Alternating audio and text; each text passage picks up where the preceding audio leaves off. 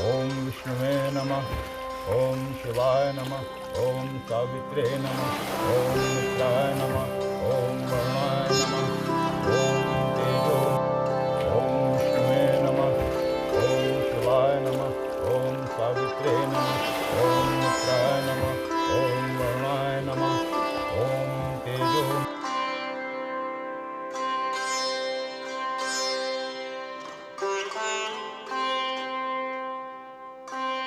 नमस्कार, आप देख रहे हैं महुआ न्यूज़ और मैं हूं आपके साथ सुमित तिवारी। हिंदू धर्म में पितृपक्ष का बहुत महत्व है। कहते हैं इंसान की मृत्यु के बाद उसका श्राद्ध करना बहुत ज़रूरी होता है। जब उसका श्राद्ध होता है उसके बाद ही उनकी आत्मा को शांति मिला करती है। तो इस पितृपक्ष के दौरान पर लोग अपने अपने जो परिवार के बुजुर्ग हुआ करते थे उनके लिए यहाँ पर तर्पण करते हैं, उनके लिए यहाँ दुआ करते हैं कि शायद उनकी वो जहाँ पर भी हों उनकी आत्मा को शांति मिल सके। आज हम रामकुंड पर आ चुके हैं। यहाँ पर हमने देखा तरह तरह के लोग अपने पूर्वजों को यहाँ पर पानी दे रहे हैं, तर्पण कर रहे हैं। तो उन्हीं लोगों से मिलने की कोशिश करेंगे और जानेंगे आखिर वो इस तरीके क्यों करते हैं। मैं सबसे पहले आपसे ये जानना चाहता हूँ कि आप यहाँ पर क्यों आए हुए हैं? मैं शिव किशोर पांडे हूँ जी। और वैदिक संस्कृति में और हिंदू धर्म में ऐसी मान्यता है कि शरीर के दो रूप होते हैं, एक स्थूल शरीर और एक सूक्ष्म शरीर। जब हमारे परिवार के बुजुर्ग अपना शरीर छोड़ते हैं, मृत्यु को प्राप्त हो जाते हैं, तो ऐसा माना जाता है, ऐसा विश्वास किया जाता है कि वो सूक्ष्म शरीर में हमेशा विद्यमान रहते हैं। ऐसी मान्यता के अनुसार हमारे वैदिक संस्कृति ने शास्त्रों के अनुसार कुछ रीति रिवाज स्थापित किए हैं। उनमें पूर्वजों की आत्मा की शांति के लिए उनका हम पितृपक्ष में वर्ष में एक बार 15 दिनों के लिए पितृपक्ष आता है और हम सब अपने पूर्वजों के सूक्ष्म शरीर को यानी उनकी आत्मा को शांति देने के लिए हम तर्पण करते हैं, जल का तर्पण करते हैं। यह इसकी खास बात है। जैसा कि हर साल प्रतिपक्ष में लोग आते हैं, कहा जाता है कि उनके श्राद्ध भी किया जाता है। श्राद्ध करने के बाद मतलब किस तरीके से विधि विधान से लोग यहाँ पर आकर तर्पण करते हैं? इसकी विधि यह है कि जब हमारे कोई बुजुर्ग मृत्यु को प्राप्त होते हैं तो सर्वप्रथम हमें 1 वर्ष के बाद उनका श्राद्ध करना होता है। और श्राद्ध करने के पश्चात जो घर के सबसे बड़े सदस्य होते हैं, बड़े आयु में जो बड़े होते हैं, वो अपने पूर्वजों को जल का तर्पण करते हैं। ऐसी रीति है। जी बिल्कुल, जानने की कोशिश की। इन्होंने बताया भी है कि श्राद्ध के लिए ये जो माह होता है 15 दिन का वैसे होता है और कहा जाता है कि इसकी शुरुआत पूर्णिमा पे होती है और समापन इसका अमावस्या पर होता है और ये 15 दिन का लगभग होता है। पर इस वर्ष ये 17 दिन में ये पूरा जो पितृपक्ष आए हुए हैं 17 दिन के हैं। 1 सितंबर से शुरुआत होकर इसकी 17 सितंबर की ओर है और यहाँ पर भी लोग यही मानते हैं और कहा भी जाता है, आस्था और लोगों की ये है कि इस समय पर यमराज भी उन मृतकों को, परिवार के सज्जन को जो व्रत रहते हैं उनको छोड़ दिया करते हैं ताकि वो इस समय जाकर अपने परिजनों से मिल सकें। और इसलिए कहा जाता है विशेष तौर पर लोग तर्पण करते हैं और श्राद्ध करते हैं ताकि उनकी आत्मा को शांति मिल सके। अब हम आपको आगे भी बता रहे हैं कि जो आने वाले 17 दिन हैं, 17 दिन में किस दिन कौन सा श्राद्ध होगा। जैसा कि आप जानते हैं कि 17 दिन इस बार 1 सितंबर से लेकर 17 सितंबर के बीच में ये प्रतिपक्ष के दिन है। तो 1 सितंबर को पूर्णिमा का श्राद्ध, 2 सितंबर को प्रतिपदा का श्राद्ध, 3 सितंबर को द्वितीय का श्राद्ध, 5 सितंबर को तृतीय का श्राद्ध, 6 सितंबर को चतुर्थी का श्राद्ध, 7 सितंबर को पंचमी का श्राद्ध, 8 सितंबर को षष्ठी का श्राद्ध, 9 सितंबर को सप्तमी का श्राद्ध, 10 सितंबर को अष्टमी का श्राद्ध, 11 सितंबर को नवमी का श्राद्ध, 12 सितंबर को दशमी का श्राद्ध, 13 सितंबर को एकादशी का श्राद्ध, 14 सितंबर को द्वादशी का श्राद्ध, 15 सितंबर को त्रयोदशी का श्राद्ध, 16 सितंबर को चतुर्थी का श्राद्ध और 17 सितंबर को अमावस्या का श्राद्ध। ये 17 दिन लोग यहाँ पर आकर अलग अलग दिन पर श्राद्ध करेंगे और यहाँ पर तर्पण करने के लिए रोजाना लोग आते हैं। अपने पूर्वजों की आत्मा की शांति के लिए यहाँ पर आकर जल और पिंडदान कर ये कोशिश करते हैं कि वो जहाँ भी हों खुश हों। और इसके साथ में इस जगह का एक और महत्व ये है कि यहाँ पर रामकुंड भी है। तो हम आपको ये बता दें कि ये वही जगह है जहाँ इतिहास में कहा जाता है कि प्रभु श्री राम और सीता माता और भाई लक्ष्मण के साथ पर वनवास काल पर यहाँ आए हुए थे। तो हम अपनी आगे की स्टोरी में आपको दिखाने की कोशिश करेंगे आखिर क्या है रामकुंड का राज।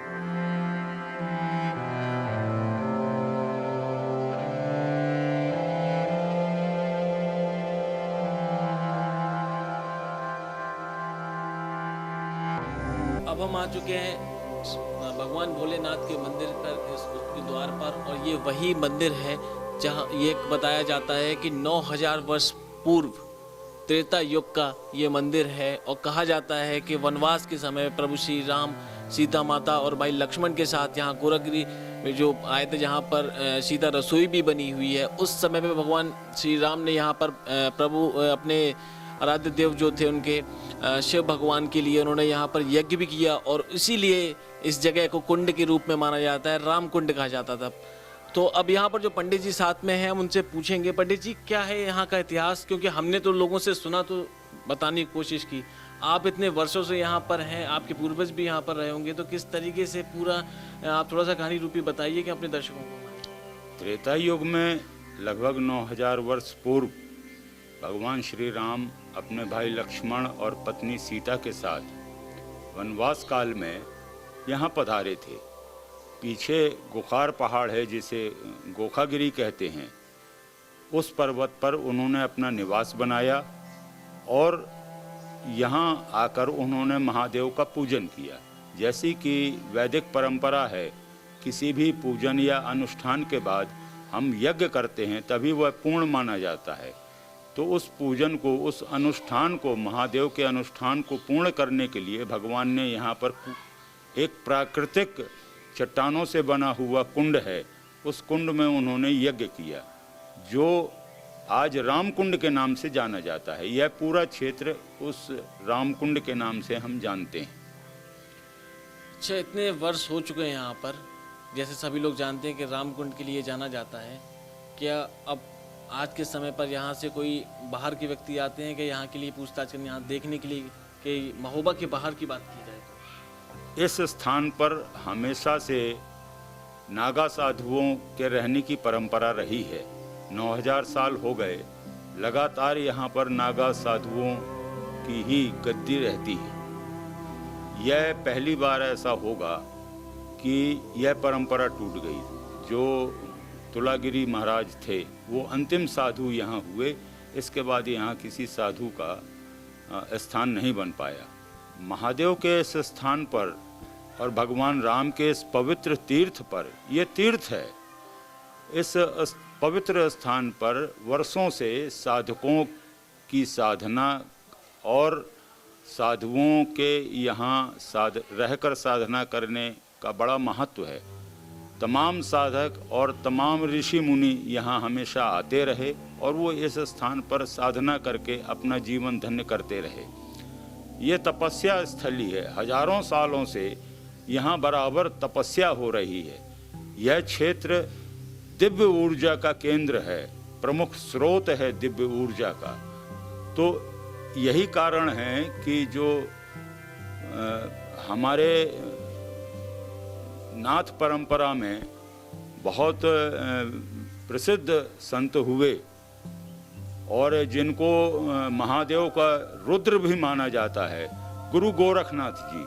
गुरु गोरखनाथ जी ने इस महत्व को समझा, इस दिव्य ऊर्जा के स्रोत को समझा और उन्होंने गोखागिरी में पधार कर जहाँ भगवान का निवास था उस स्थान पर, उस गुफा पर गुरु गोरखनाथ जी ने वर्षों तपस्या की और तब से बराबर वह पर्वत उनके नाम पर ही जाना जाता है, जिसे गुखार पहाड़ कहते हैं या गोखागिरी कहते हैं।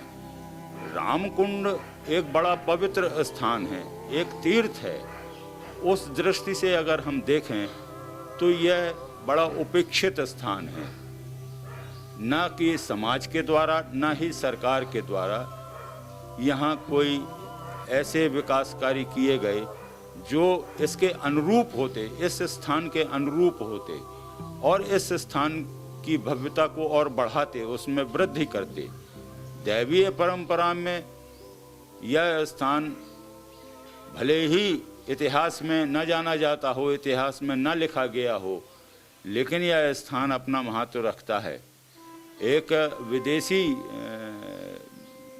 संत थे, उन्होंने अपनी आत्मकथा में इस स्थान का जिक्र किया है, रामकुंड स्थान का जिक्र किया है और उन्होंने लिखा है, उन्होंने उन सारे स्थानों की खोज की जिन स्थानों से होकर भगवान श्री राम वनवास में श्रीलंका की ओर गए। उन स्थानों का जिक्र करते हुए उन्होंने रामकुंड का भी जिक्र किया है, गुखार पहाड़ का भी जिक्र किया है और उन्होंने अपनी आत्मकथा में लिखा है जो मैं आपको बता चुका हूँ। ये सारी बातें उन्होंने लिखी। ये जगह अपने आप में बहुत ही महत्व रखती है। जैसा कि सभी जानकारों के मुताबिक 9000 वर्ष पुराना ये मंदिर है और प्रभु श्री राम यहाँ स्वयं आए हुए थे। उन्होंने भगवान भोलेनाथ की यहाँ आराधना की थी, यज्ञ किया था।